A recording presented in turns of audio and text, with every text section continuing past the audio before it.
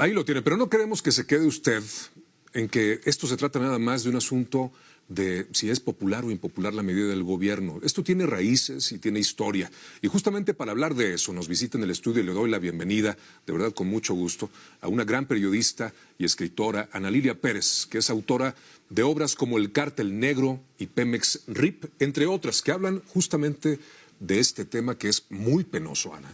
Primero, bienvenida, ¿cómo estás? Muchas gracias, gracias por la invitación. No, al contrario, gracias por aceptarla. Y es justo para hablar, mire, aquí tengo Pemex RIP. Y digo es muy penoso porque Pemex era el orgullo de los mexicanos, era la gran empresa de la nación.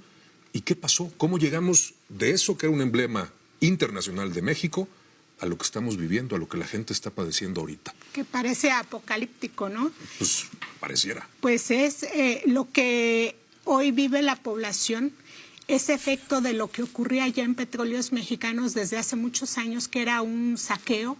El saqueo en las tomas clandestinas, yo las pongo entre comillas, porque la mayor parte del saqueo a Petróleos Mexicanos es por parte del propio personal de Petróleos Mexicanos. Las tomas clandestinas representan el 20% de lo que se le roba a Pemex, el otro 80% responde a una estructura bien organizada desde dentro de la petrolera, y el robo de combustible es uno de los eslabones. Pero ¿cómo llegamos a eso? Bueno, tuvimos una de las empresas petroleras más importantes a nivel mundial, una de las primeras 11 petroleras que generaban más ingresos y que, bueno, debía reflejarse en la economía de los ciudadanos. Pemex aportaba el 47% del Producto Interno Bruto. Dependíamos de Pemex. Así es. País. México tenía una economía petrolizada y si bien todavía es uno de los activos principales que se tienen en este país, el robo de combustible es solamente uno de los eslabones de saqueo. En Petróleos Mexicanos hay muchas maneras de robo y lo que hoy se ve es producto de todo ese saqueo que empezó como un robo hormiga hasta convertirse en una estructura bien organizada que al momento en que quieres combatirla es como si golpearas en un avispero. Entonces todo está pululando. Es lo que estamos viendo ahora. ¿Tú qué opinas? Bueno, es un retrato terrible este que nos haces, pero tú has investigado más de 15 años, no estás hablando por hablar, tienes documentos, tienes las pruebas y aquí están estos libros. Pero déjame preguntarte, por esta historia que conoces, ¿tú cómo ves la medida? ¿Tú pensabas que iba a haber el cierre de los ductos para combatir esta manifestación de la delincuencia dentro de Pemex o no? Bueno, cuando se conoce el modus operandi en el robo de combustible, como lo conozco yo, como la palma de mi mano, lo he estudiado a profundidad, lo he padecido también. Yo publiqué un libro en el año 2011 que se llama El Cártel Negro y el subtítulo de ese libro es Cómo el crimen organizado se ha apoderado de Pemex.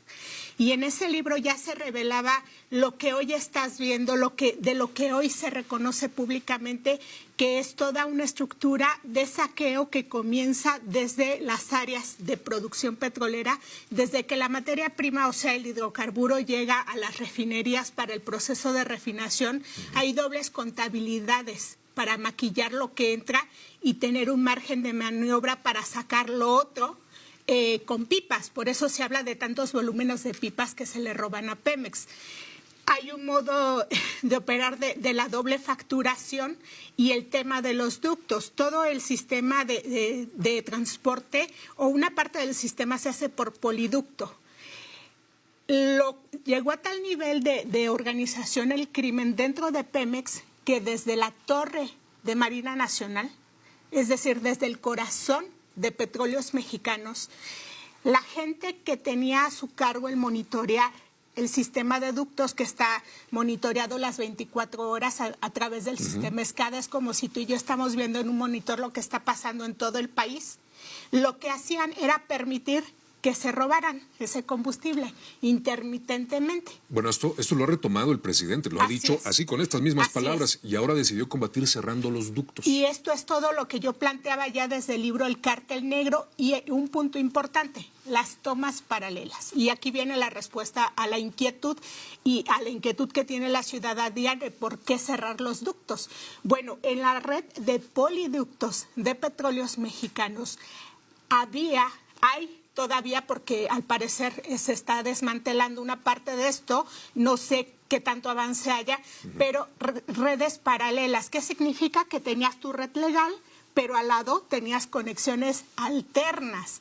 ¿Quiénes realizaban esas conexiones? El personal de Petróleos Mexicanos. Una pregunta, ¿un plomero muy avesado, muy hábil, puede manipular una tubería de este tipo? No, por supuesto que no. Y un ciudadano común no sabe dónde se ubican los ductos de Pemex, ni sabe dónde, en qué tiempo va a correr tal o cual hidrocarburo. Por el poliducto pueden pasar los más diversos productos de Petróleos Mexicanos y cuando hablamos de huachicolero debemos quitarnos esa idea de la gente que llegue a perforar y se lleva su garrafoncito. Eso así no es como funciona el robo de combustible. El robo de combustible funciona cuando el personal de la torre de control de Pemex monitorea, llama a quienes van a hacer la perforación, que son personas altamente especializadas en manipulación de válvulas, hacen la conexión y permiten que esa conexión paralela funcione. Hay otra modalidad que se le llama toma en caliente. La toma en caliente es una perforación instantánea donde la realiza el personal de Pemex, llama a los huachicoleros que tienen los camiones que vemos circular cargados, llama a los cargadores, así se les define, acuerdan con la policía local de qué hora a qué hora van a entrar a cargar y hacen la carga. Así es como funciona el robo de combustible y lo peor, gran parte de ese mercado negro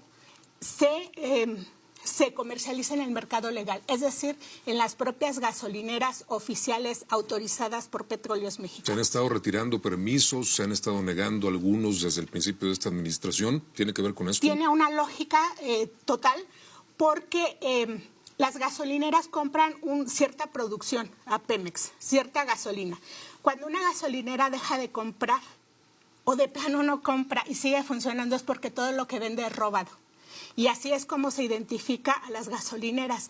Los reglamentos para empresarios franquiciatarios de gasolineras de Pemex les exigen, por supuesto, que todo lo que comercialicen debe ser legal.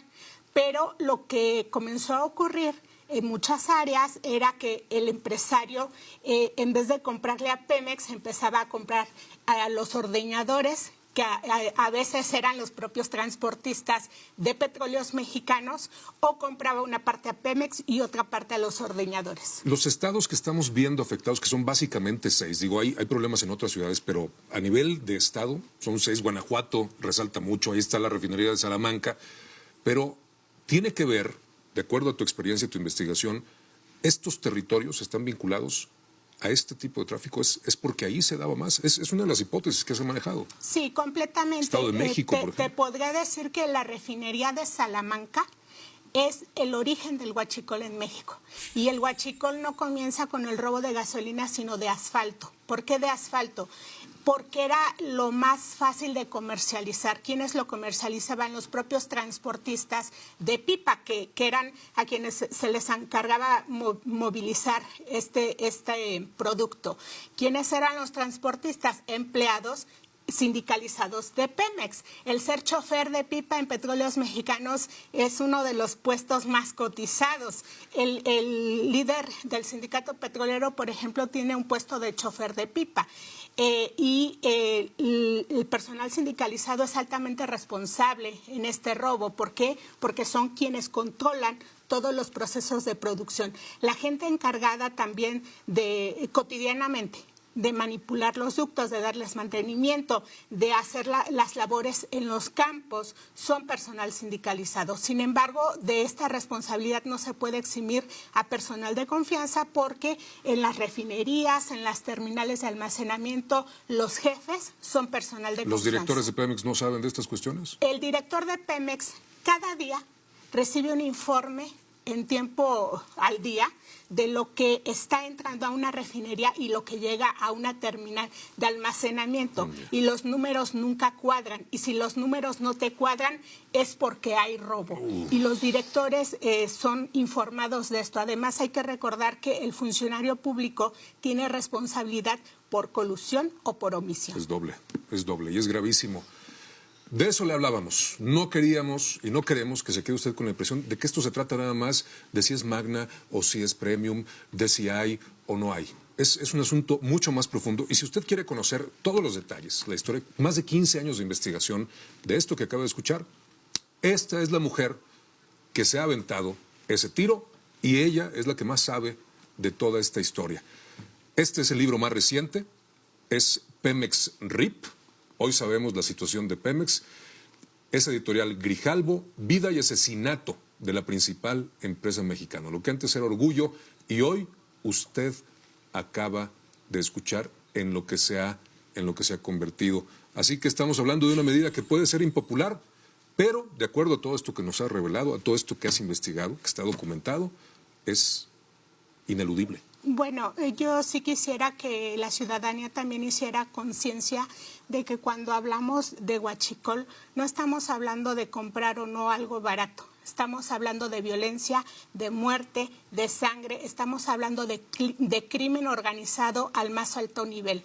Entonces, considero que la cruzada contra el huachicol no debe ser del gobierno, es una cruzada de toda la ciudadanía. Pues ahí está. Con esa frase que me parece una imagen muy poderosa porque tenemos responsabilidad en todo lo que tiene que ver con la vida pública. Lo dejamos. Muchísimas gracias, Ana, de verdad. Apreciamos mucho, sobre todo tu trabajo. Hay que ser valiente para sostener una investigación así. Que estés muy bien y te esperamos próximamente porque es algo, usted lo entenderá, que va a seguir dando de qué hablar. Muchas gracias. Con todo gusto. Mucho éxito. Gracias.